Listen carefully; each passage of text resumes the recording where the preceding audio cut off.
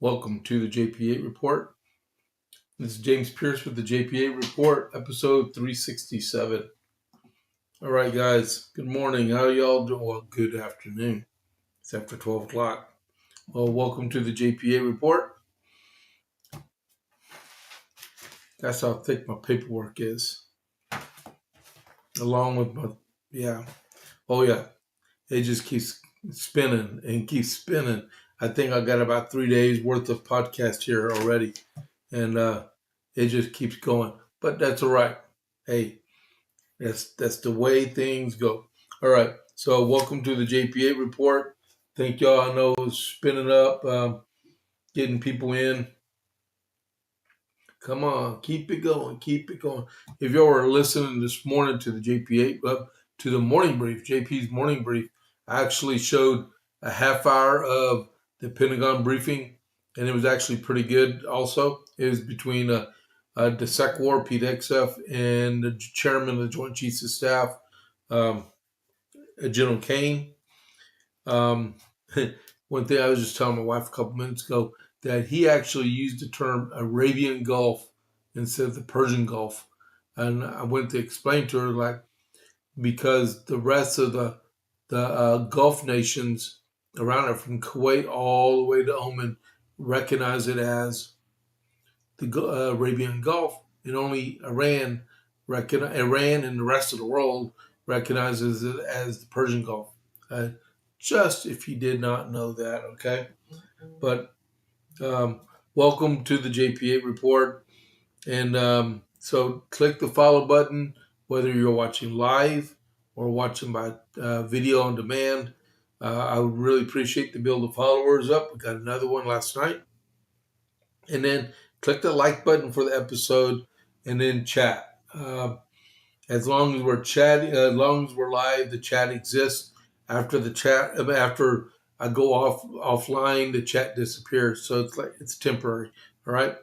And if you're watching and you want to leave a tip for me, you can go click on that tip button for the Rumble wallet. If I get more than 10 live listeners at a time, I can read that ad read. But if you're already set up with it, you can leave me a tip in there if you want. All right. So onward to the JP8 Report. We have America 250. I got two bullets in here. One, I mentioned this morning, Dr. Joseph Warren. He was reburied in Boston after the siege was lifted.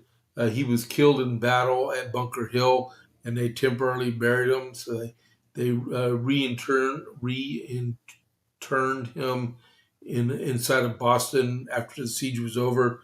And then General Putman, he's in charge of forces in New York City right now. He ordered 1,000 men to Governor's Island and Long Island to build defensive fortifications against the British warships. All right, so those are your two bullets from America 250. I have no update on sponsors that are engaged in the helping me out with the podcast. I keep looking over here to make sure if anyone's doing any chatting or anything. So if I get distracted, I apologize, okay?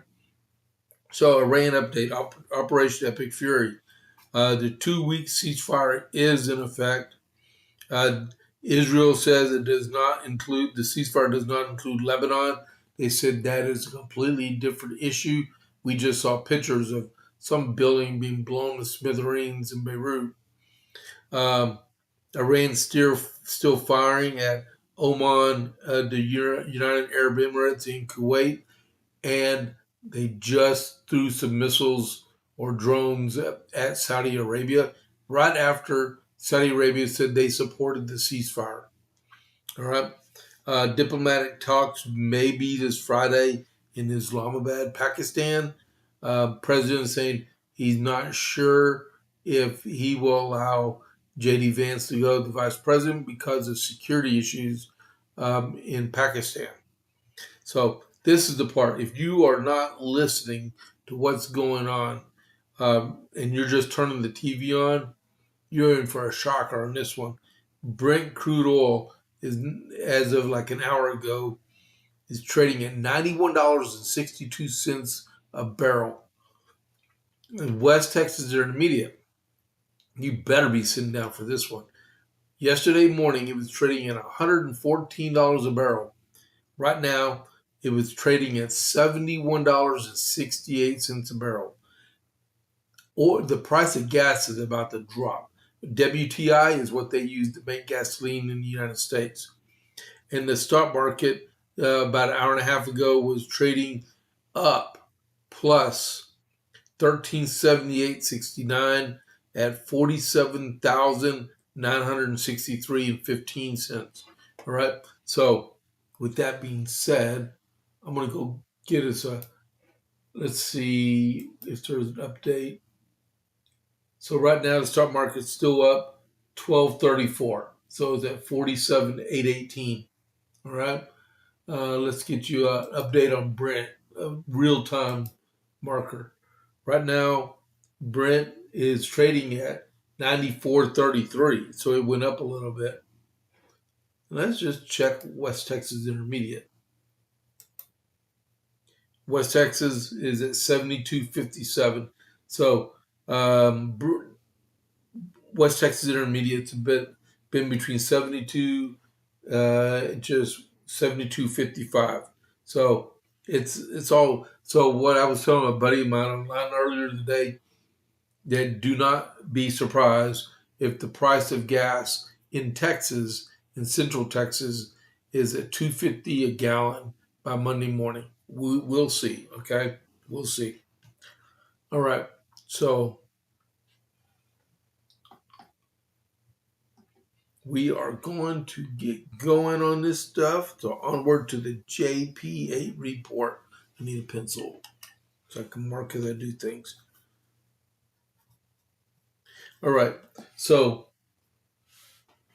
this morning, we know that we are all expecting the world to come to an end, right? Get back here. We're expecting the world to come to an end. Woke up.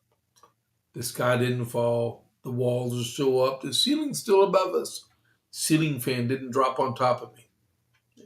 That means the world carried on. The ceasefire took hold, right? So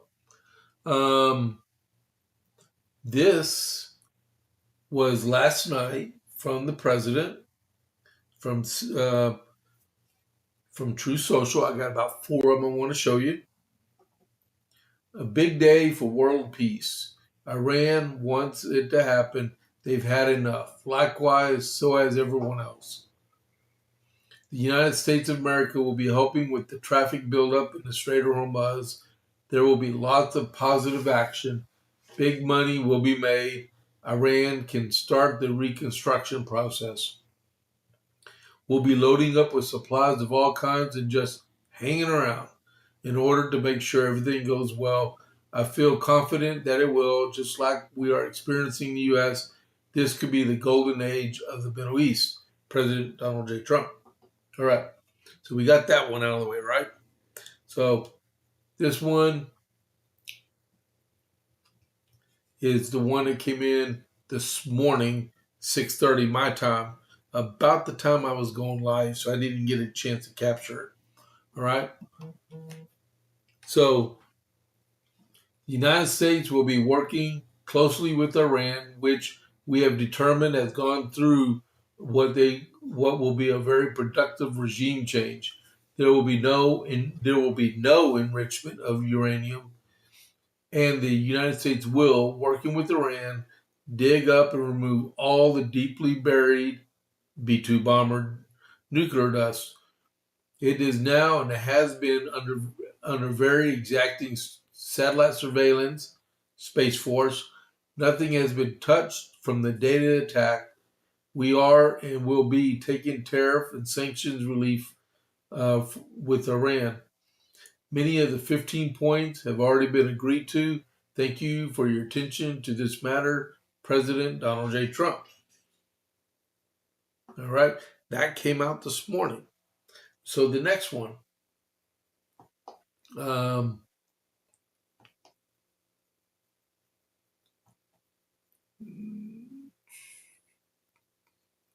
which one goes first? That one or? Okay, we'll go with that one first. Okay. No, we'll go with this one. All right, so we'll go with that one, and then we'll talk about CNN next. Okay, this one is a country shipping, a country supplying. Hold on, spam call. All right, a country supplying military weapons to Iran will be immediately tariffed on any and all goods sold to the United States of America, 50%, effective immediately. There will be no exclusions or exemptions. President Donald J. Trump. So they fire AK-47s. So, and they got all these missile stuff. So depending on who sells the weapons to them, but primarily it would be China or Russia, right? So they get a 50% tariff if they get caught. I don't think we buy anything from Russia except for beaver felt for cowboy hats, and that's about all. All right. China is a different story. All right. So this one is about, I got two final Truth Socials I want to show about China. Right? I mean, not China, CNN. Evidently, they put some fraudulent news broadcast out, and they, I'm back big. COVID for life is in the house and in large. All right, here we go. The alleged statement put out by CNN World News is a fraud, as CNN knows.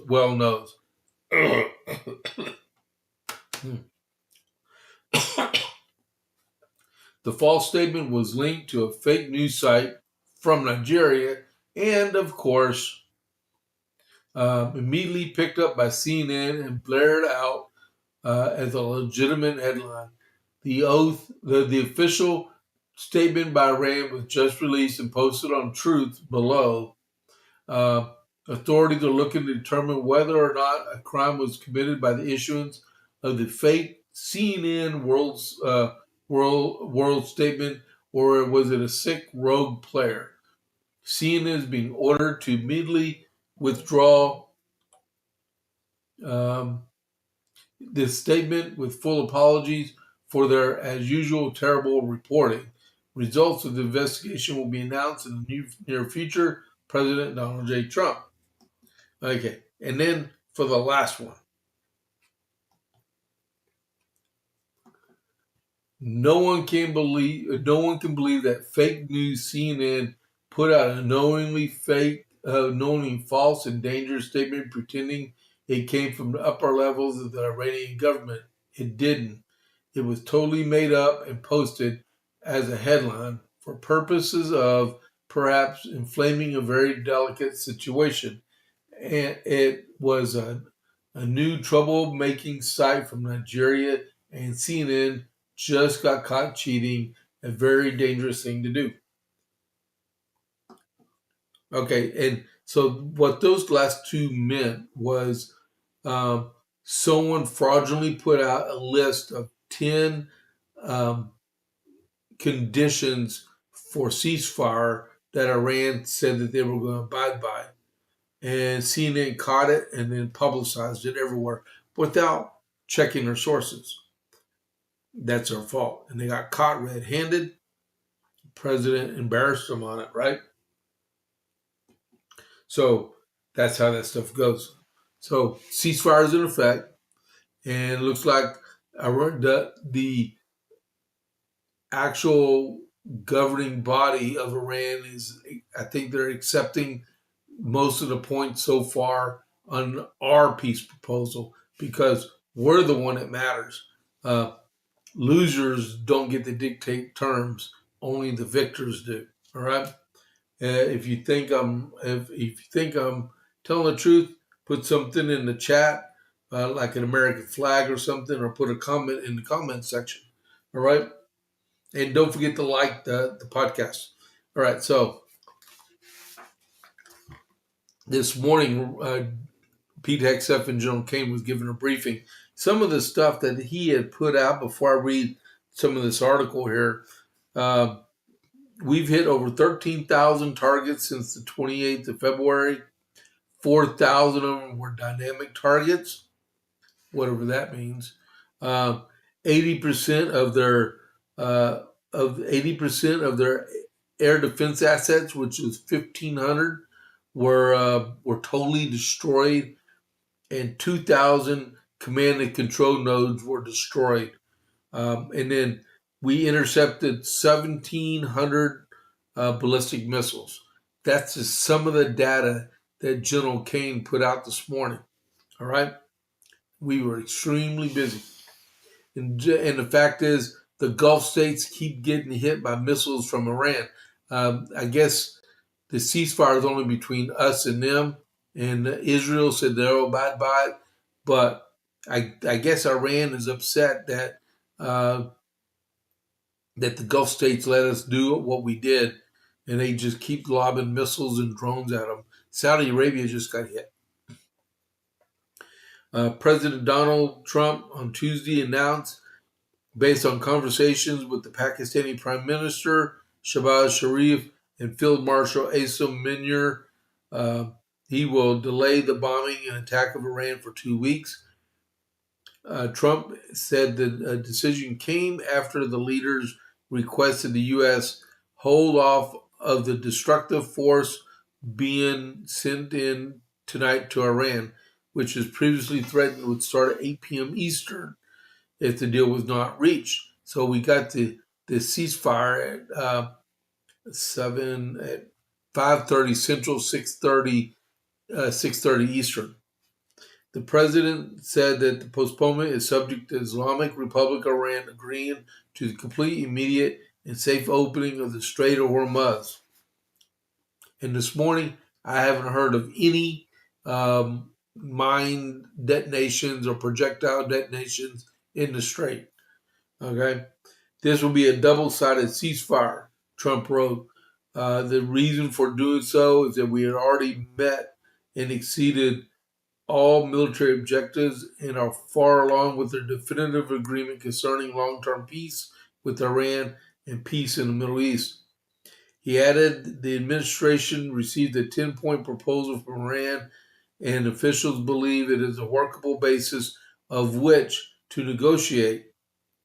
Almost all the various points of past contention have been agreed to between the U.S. and Iran, but a 2-week period will allow the agreement to be finalized and consummated. On behalf of the U.S., as president and also representing the country's Middle East, it is honored to have this long-term problem close to a resolution. And then it says, the Supreme National Security Council of the Islamic Republic of Iran responded in a statement thanking Sharif and Munir for their tireless efforts to end the war in the region and agreeing to ceasefire defensive operations if attacks against Iran are halted. Except for if you're one of the other Gulf countries, right? For a period of 2 weeks, Iran said safe passage through the Strait of Hormuz will be possible via coordination with Iran's armed forces and with due consideration of technical limitations, maybe because the Iranian Navy is at the bottom of the ocean. Israel has agreed to suspend bombing campaign in Iran as part of the last-minute deal, and Sharif wrote in a statement the ceasefire will apply everywhere, including Lebanon, effective immediately. That's already been debated. Israel said Lebanon is not included in the ceasefire, as I just said a while ago, because Beirut got smacked with an Israeli missile a while ago. All right, so here we go, right? We'll put this over here. Next. Why did I put that one there? That's the next one over. Yeah. All right. So as you know, when that F-15 got knocked out of the sky, that There was 2 missing pilots. One got rescued. The other was on the run. Parachute drifted 40 miles from crash site. But I digress. So nobody, except for a few people, knew that there was a missing second pilot. Somebody went to the news and told them that there was, and then the Iranians caught wind that there was a missing military pilot out there, which his rank is colonel, not airman, right? An investigation is underway to determine who leaked to the press that one of the 2 American United States Air Force officers was still missing after their fighter jet was shot down in Iran on Good Friday, a White House official told Fox News Digital. During a Monday afternoon press conference centered on the successful rescue mission, President Trump said his administration is working very hard to determine who the leaker is, which he said put the missing pilot at greater risk. We think we'll be able to find it out because we're going to go to the media company that released it, and we're going to say national security, give it up, or go to jail. And when they did that, all of a sudden the entire country knew Iran knew that there was a pilot that was somewhere on their land that was fighting for his life, and it made it much more difficult for the pilots and for the people going in to search for him. Now, in the rest of this article, it was talking about a couple of Israeli journalists that were involved in this right here. But I doubt very seriously the president would have said what he did if he thought it was just Israeli and not an American source, even though Israelis and Americans have been commingled in a lot of their intelligence and operations. I do believe it was an American news organization that spilled the beans on the additional pilot being missing. All right? They will find out who this person is, and he will pay a dear price. If a sailor can go to jail for taking pictures inside of a submarine of where he lived at, they can show his parents, I'm sure they can find the person that did this. All right?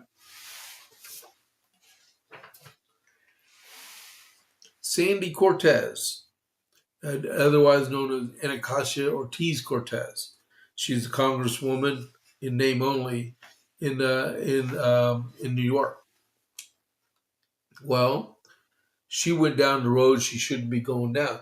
She actually, what time we got here? It's already 12:24.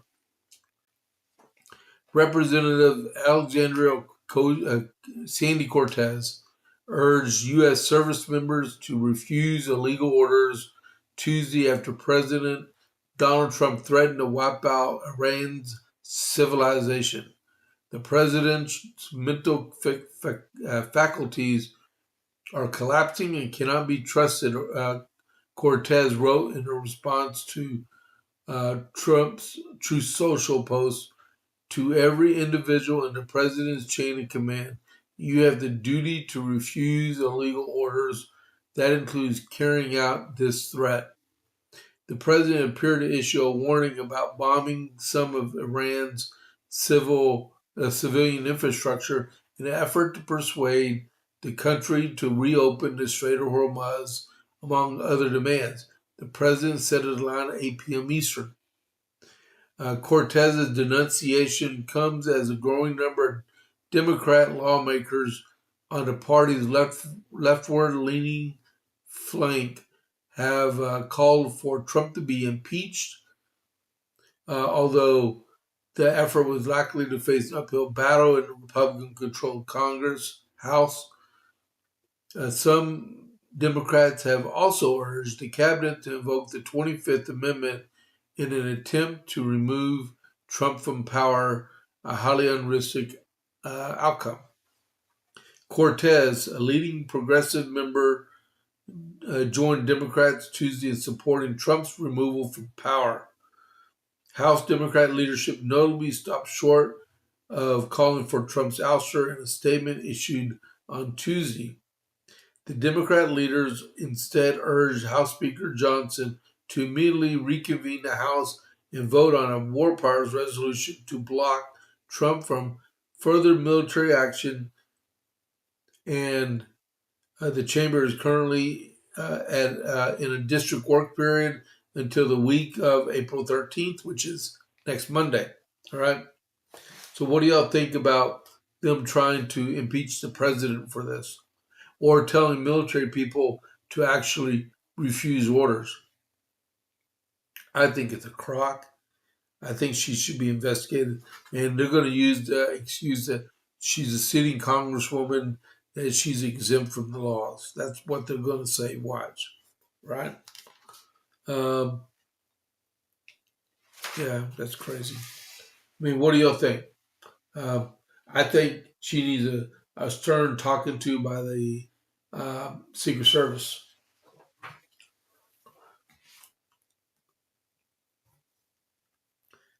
Okay, where is AOC's right there?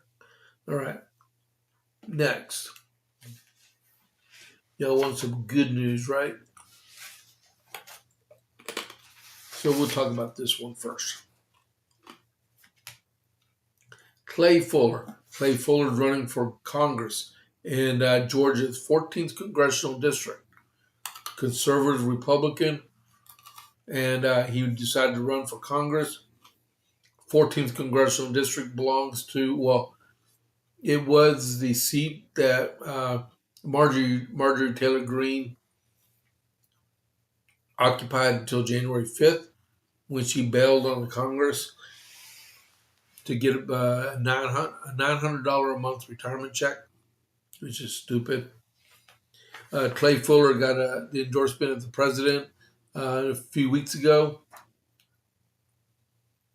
and it caused him to win. He won last night at 55% to 44% against Sean Nolan, I think it is.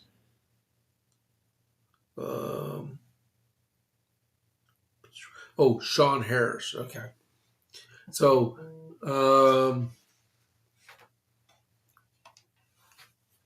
hold on just a second here.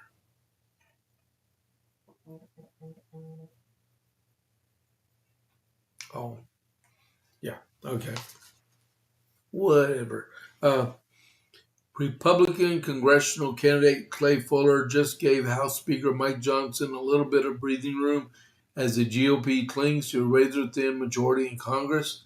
Fuller, who was backed by President Trump on Tuesday, defeated Democrat Sean Harris in a special election to fill the empty U.S. House seat in Georgia's solidly red 14th congressional district. The seat was left vacant by MAGA firebrand Republican Representative Marjorie Taylor Greene, who stepped down at the beginning of January. Greene quit Congress with a year left in her term after a bitter falling out with Donald Trump. The special election came as the Republicans cling to a razor-thin 218 to 214 majority in the House. It is now 219 to 214. The GOP was under the gun to make sure Democrats didn't pull off an upset in a special election in a district in northwest Georgia that Trump carried by a whopping 37 points in his 2024 presidential victory.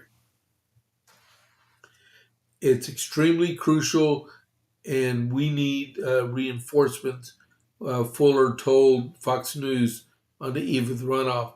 Fuller, a local district attorney and lieutenant colonel in the Air National Guard who served in the Air Force since 2009, added, "I think the voters in Georgia 14 understand that, and they're looking forward to sending a MAGA America First fighter up to the Capitol to support that agenda."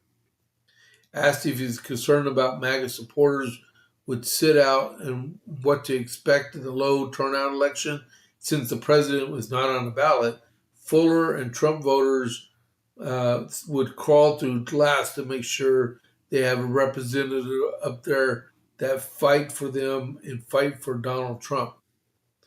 Harris, a former cattle farmer, spent 4 decades in the military and retired an Army Brigadier General, needed the support of crossover Republicans in order to pull off an upset. He failed. Let's see, who cares about the rest of this stuff? They ran against 17 people. There's stuff about MTG, who cares? Okay, I'm done with that one.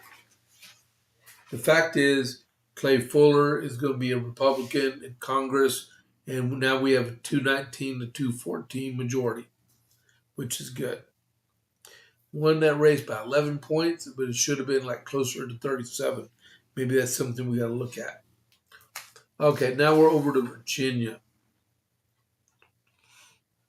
Okay, so, the Secretary General, what's her name? Abigail Spanberger. She's been the governor for just under 3 months, right? And she's making all kinds of splashes in the water, right? She's doing big belly flops. The former Virginia Governor Glenn Youngkin accused the state's sitting governor, Abigail Spanberger, of illegally and unconstitutional gerrymandering amid her push to redraw Virginia's congressional maps. Virginians will vote on April 21 on Spanberger's redistricting referendum, a move that Youngkin said would give Democrats 10 of the state's 11 congressional seats.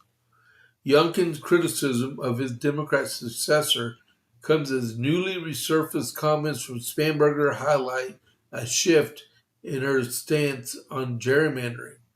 Gerrymandering is determined is detrimental to our democracy, and it weakens the individual that voices that form our elections. Opposing gerrymandering should be a bipartisan priority, Spanberger wrote in 2019.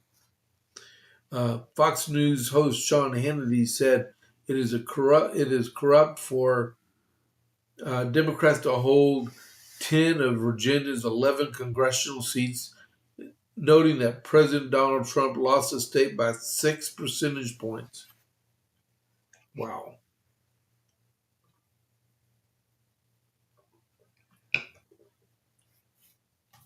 All right. So currently the Republicans hold 5 seats and the Democrats hold 6. Youngkin accused Spanberger of bait and switch as several Virginia cities and counties pushed back against her redistricting referendum, which could restructure almost all of the state's GOP-held districts.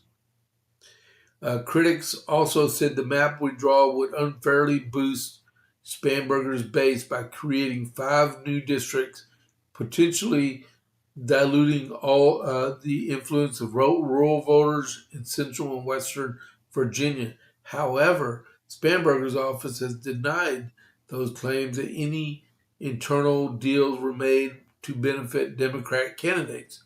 Youngkin lamented that the legacy he built in Virginia will be undermined by Spanberger and new Democrat leadership, including Lieutenant Governor Hashmi and Attorney General Jay Jones. It's most frustrating to people in Virginia, really frustrating to me, because we had, I think, advanced the state to literally a national leading position across job creation and financial security, to have the opportunity and safety and education. But now we see, I gotta flip the page over, maybe. There we go. And it says Spanberger's popularity has declined since her 2025 victory, with 40% of Virginians disapproving of her performance, the highest disapproval rating at this point of the term of any Virginia governor in over 3 decades, according to the post-Shard school poll. All right. So that's coming from Glenn Youngkin about Abigail Spanberger, because in Virginia, they got term limits. You can only be governor one term at one time. You can't run for re-election. All right. Now to carry on with Spanberger, 1236. A former top official, I read through this and I said, I got to talk about this. A former top official in Biden administration slammed Virginia Governor or Secretary General Abigail Spanberger as wrongly following Joe Biden's playbook, squandering goodwill and allowing the GOP to define her, demanding she come out of Biden's bunker. The swipe comes as former Governor George Allen offered to debate her virtually on the subject of redistricting if timing was an issue in her original rejection. And Spanberger briskly avoided a Fox News digital reporter who confronted the tight-lipped governor in Richmond this week. Michael LaRosa, the former First Lady Joe Biden's longtime top aide and spokesperson, slammed Spanberger on Tuesday, unfavorably comparing her and former President Joe Biden and calling a Washington Post poll showing her as a governor with the highest unfavorable dating back to Allen's era, especially self-inflicted and avoidable. LaRosa called Spanberger's fall from landsliding victory to a candidate in a controversial chief executive a classic, but all too familiar. It's all too familiar tale. She came in with a mandate to ensure goodwill, genuine goodwill, and with amounts, the GOP succeeded in branding her a wolf in sheep's clothing. Instead of confirming it, the governor defaulted to the old 1990 days "don't give it oxygen" playbook, describing for Biden throughout his 4 years duck and cover. Biden remained out of the public view during some of the controversial points in his tenure, leading pundits to claim he was hiding or stowed away in a bunker. Oh my goodness! So they don't even want her to even be anywhere around them. Could you fault them for that? That is crazy, right? He suggested that she hold regular pressers and to combat and get combative with reporters and accept interviews with mainstream media. She has to show and tell and climb out of the Biden bunker before borrowing a line from President Trump used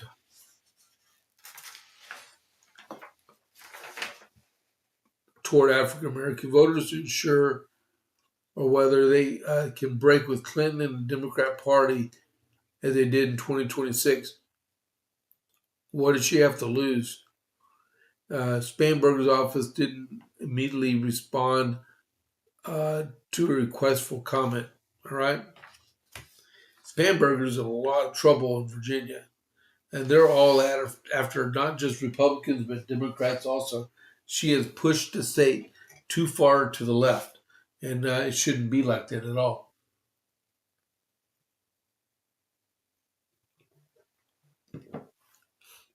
All right, let's see. Where was I? Oh, Youngkin. Yep, there we go. And where's the other one at here? Oh, all right. Eric Swalwell. So we go from the East Coast to the West Coast. Eric Swalwell is running for governor of California. There's 27, what do they say, 27 days before election day begins, right? Because they got their early vote out there. Okay, so it says, the headline says, Swalwell campaign rejects outrageous allegations of sexual misconduct as Democratic activists issue viral warning. California gubernatorial candidate Eric Swalwell, or Fang Fang Bang Bang, campaign broke their silence on allegations circulated by Cheyenne Hunt, a former Capitol Hill staffer and political media personality, fiercely denies any sexual misconduct towards former staffers or interns. This false, uh, outrageous rumor is being spread 27 days before an election begins by flailing opponents who have sadly teamed up with MAGA conspiracy theorists because they have nothing to show Eric Swalwell. That is, how is the front runner in a race? There's no way. He's in third place. Steve Hilton at 17%, and then um, oh man, I can't think of his name right now. Another Republican has got 15%, and Eric Swalwell's at 13. All right, so don't believe the hype from these guys that are plumbers. Watching the time, what have we got? 12:43. I'm barely going to make it, and I think. Let's see. The Democratic candidate currently leading in California. What?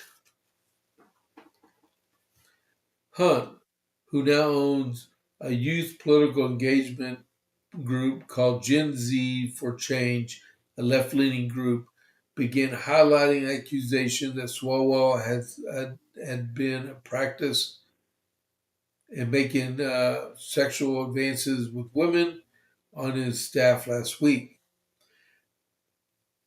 The Democrat candidate currently is leading in the California governor's race that has known a history of being predatory toward women. Really? A Hunt shows an image of a message sent to her house through a private message. You know, Eric Swalwell slept with many of his interns, and makes them all sign non-disclosure agreements so they can't speak up, right? Then, when I was 19, I started hitting on a man that was sliding into my DMs. Since posting an original video detailing Swalwell's advances, Trump has been the coordinator for a number of women facing similar experiences. Man, I'm out of it right now, guys. I'm sorry about that. I'm personally working with a group of women who want to come forward and and share their stories. I'm also aware of much of a larger group that is also in the process that I'm not personally working with. All right, so Eric Swalwell is busy hitting liberal businesses instead of going to legitimate businesses, and he's losing money in the course of it. So take that with a grain of salt. Let's see here.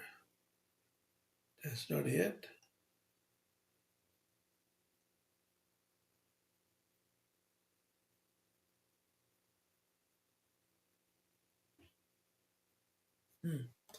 Okay, so we'll take care of that one. Let's see here.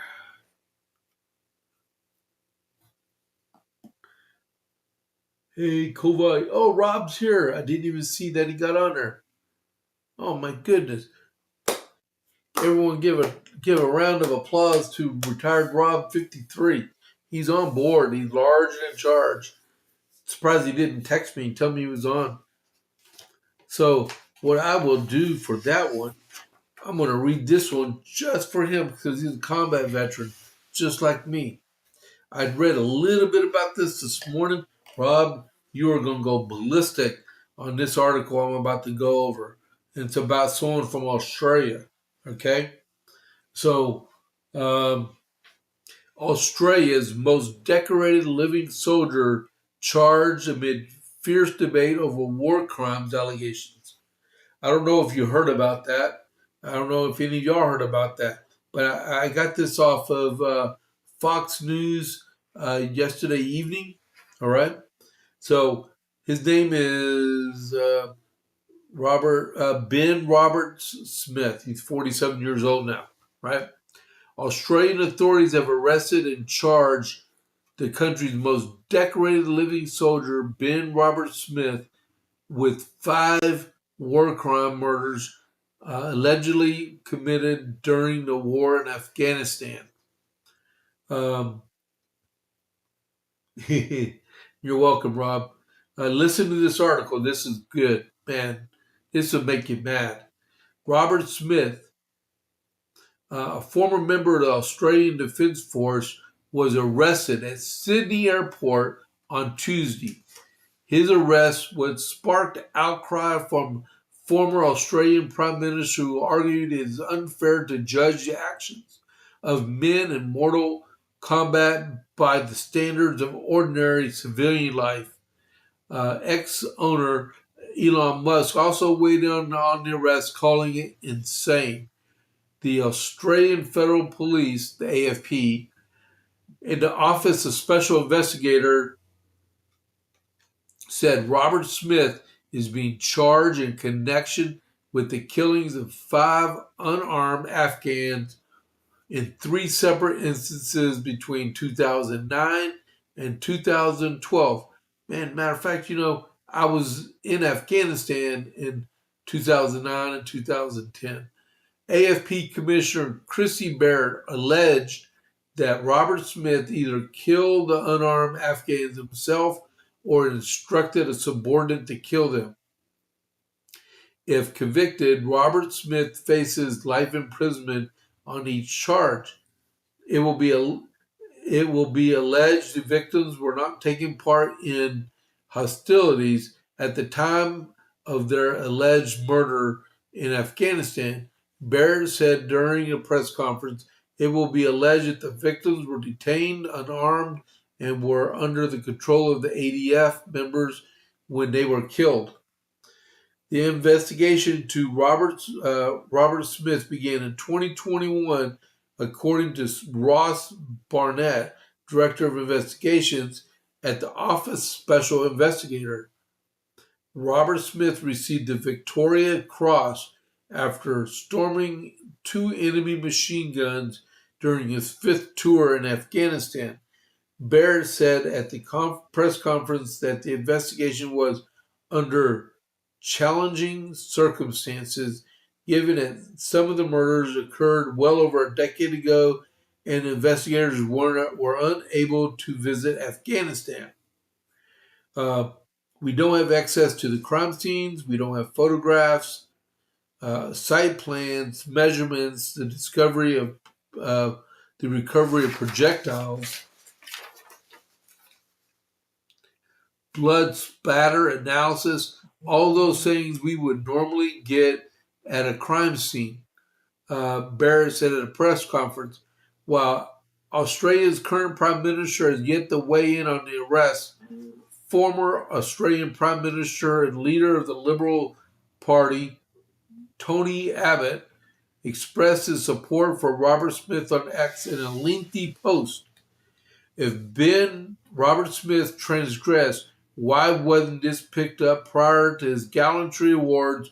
And why wasn't any culture of brutality toward prisoners detected by his more senior officers and dealt with quickly rather than being allowed to fester as has been alleged for over a decade? Allegations that Robert Smith engaged in war crimes began circulating publicly in 2017 and 18 in articles published by The Age, the Sydney Morning Herald, and Canberra Times. Robert Smith filed a defamation suit against the papers and became Australia's most expensive defamation trial. But in 2023, a federal court judge ruled that 4 of the 6 murder allegations brought by the papers against Robert Smith were legitimate. 4 of the 6, wow. In one of the allegations ruled to have been merit by Justice Anthony Basenko, Robert Smith allegedly marched a handcuffed Afghan man named Ali John off the edge of a 10-meter cliff. He survived the fall, but Robert Smith and his fellow soldiers walked down a footpath to meet him. Robert Smith then ordered a subordinate known as Person 11 in court to shoot him. The High Court dismissed Robert Smith's appeal of the ruling in September 2025. Criminal charges against Robert Smith stem from a joint effort by OSI and AFP. 2 Australian agencies have conducted 53 investigations into ADF members tied to war crime allegations in Afghanistan. 10 of the investigations remain ongoing. I don't get it. You tell me, Rob. Oh, Australia is woke. Why would you dive into? Why would you dive into a war that's been over for several years for Australia and charge? Who brought up the cases anyway? This rag of a newspaper that, I mean, did they like, oh wow, he's got a Victoria Cross, let's investigate him? That's like, we have 61 living members in our country that have the Medal of Honor. Oh, let's open up a Medal of Honor that's already been awarded, and let's check to make sure everything's legitimate. That don't make sense. This guy almost lost his life defending Australia, like retired Rob says on here. Australia is woke. That is exactly right. Who really cares? I spent a whole year of my life in Afghanistan. I only met a couple Afghanis, but if he was down there, I don't know where he was in Afghanistan, but if they were lobbing bullets at him, I feel no sympathy. Because if they're shooting at him, he should be able to shoot back. I don't get it. Someone must have been, and you see it here in the United States too, with soldiers that don't like some of the actions of their NCOs and officers that will make up stories. Like I said at the beginning of this article, there's no pictures, there's no site maps, there's no range cards, there's no witnesses, there's no taped off scene. Where's the proof? Are they going to convict them on circumstantial evidence? Well, here in the United States, you can't do that, right? But I guess in Canada and Australia, in the Commonwealth of England, or whatever they call it, I guess you could do stuff like that. This would cause, you know what? If he was not in custody, because I think they said he's in custody. If I was him, if they released me to leave the courtroom, I would walk my butt straight to the American embassy and request political asylum right there. If you agree with me saying that, put an American flag in there, because I would gladly accept this soldier as a political refugee to protect him from going to prison. I would do that, because I think that would be the appropriate thing for our government is to offer Ben Robert Smith political asylum from prosecution for war crimes in our country, and then give him a presidential pardon if that's what we need to do, right? Because he's being railroaded, totally railroaded, and all of us. Oh my goodness, you found an Australian flag, Rob?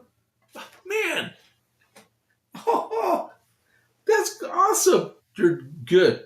But hey, I'm going to ask retired Rob real quick, and I will tell you what he tells me. Would you give this young man, or he's 47 years old now, would you give him political asylum if he was able to go to the American embassy and request political asylum right now? Would you do that? Yes or no? Rob, I'm talking to you. Come on, man. Answer. Don't tell me we're on tape delay. I noticed a while ago we're like on an 8 second delay because I was counting when I was doing my stuff here.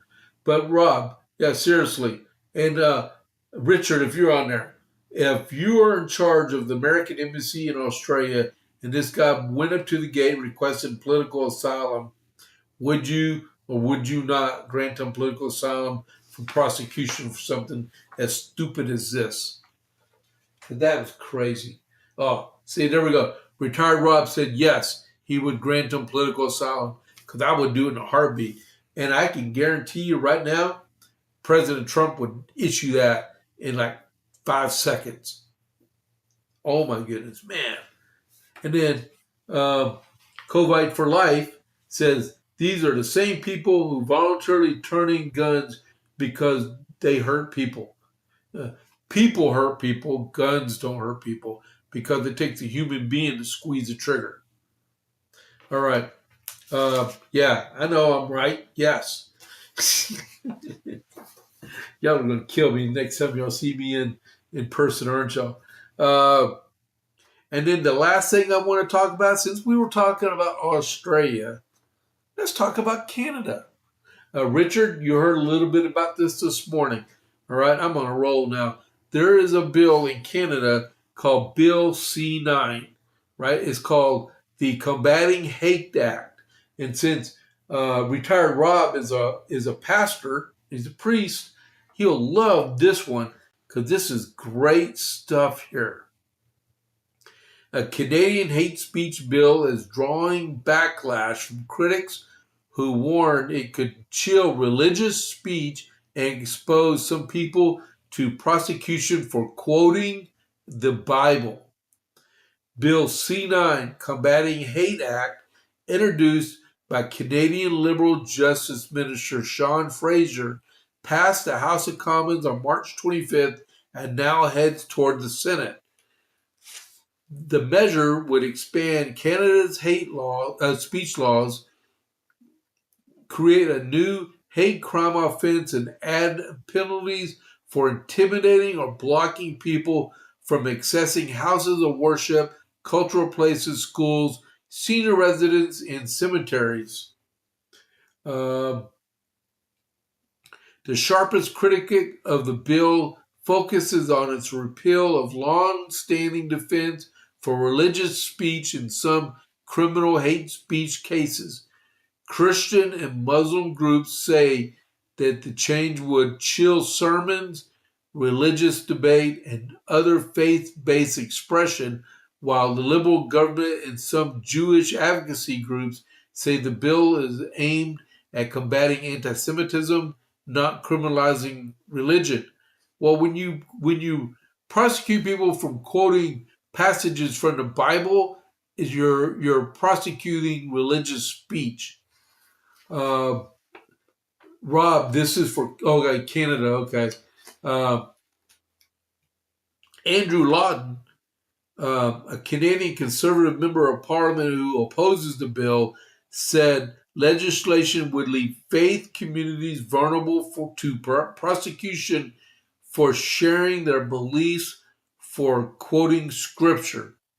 I quote scripture all the time, and I guarantee it, from my cold dead hands, are you going to prosecute me for me expressing my religious freedom in our country? So Bill C9 makes it easier for people of faith and others to be criminally charged because of views that other people take offense to, he told Fox News. The bill weakens protections for freedom of expression and freedom of religion, especially with the removal of the long-standing religious defense, which has stipulated that religious beliefs and religious texts expressed in good faith cannot be seen as hateful.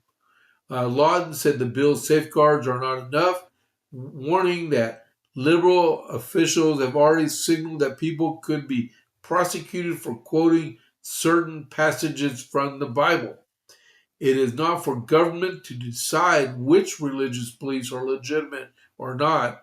People of faith can and should debate this, but it's incredibly concerning when a liberal cabinet minister says that certain verses of the scripture are so inherently hateful that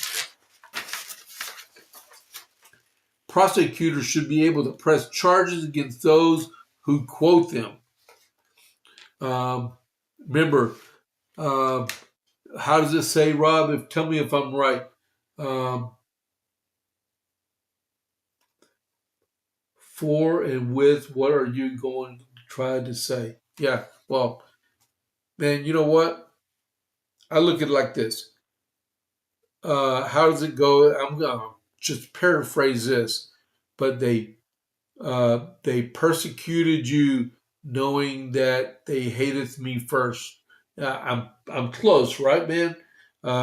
Because they hate God so much, they're gonna hate you also. Okay. Yeah. Okay. I was close.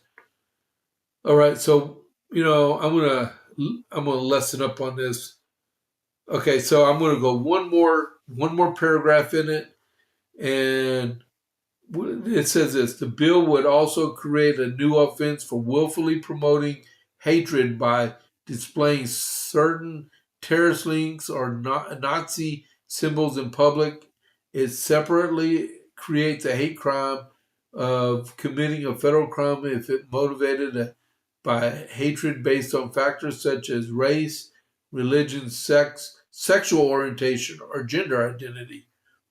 Okay, so if you didn't know, there's passages in Genesis and Leviticus, and I believe in Numbers.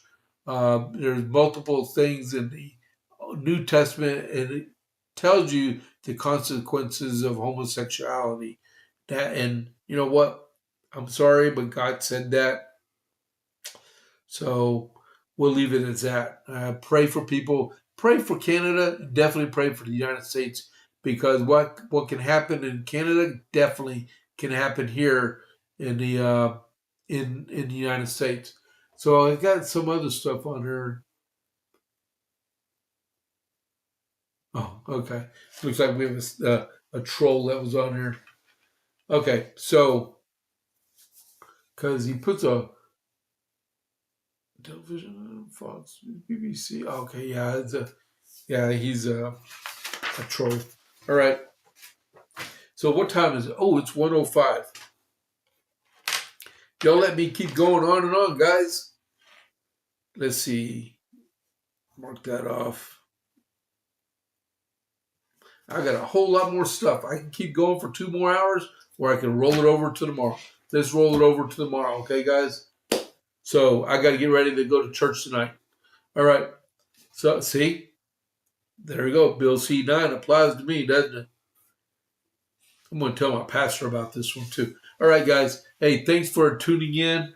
If you want to find me on the social medias, you can find me on X, on Facebook, on ScrewTube, and on True Social. And I got an email address there for you too. Okay.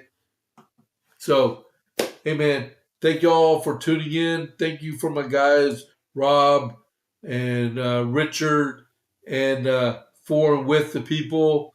Thank y'all for doing the live chats. You know what? Man, I got 11 people on. Hold on. Let me do an ad read real quick for everyone if I can. If we're people. Yeah. Rumble Premium. I'm going to do one for Rumble Premium real quick. Maybe.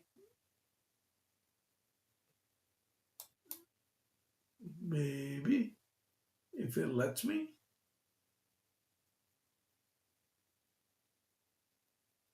Nope. Okay. Well, something happened. Okay. I'll do it tomorrow. All right. So this is James Pierce with the JP8 report. I will catch you on the flip side. I'll see y'all tomorrow morning. I'm out.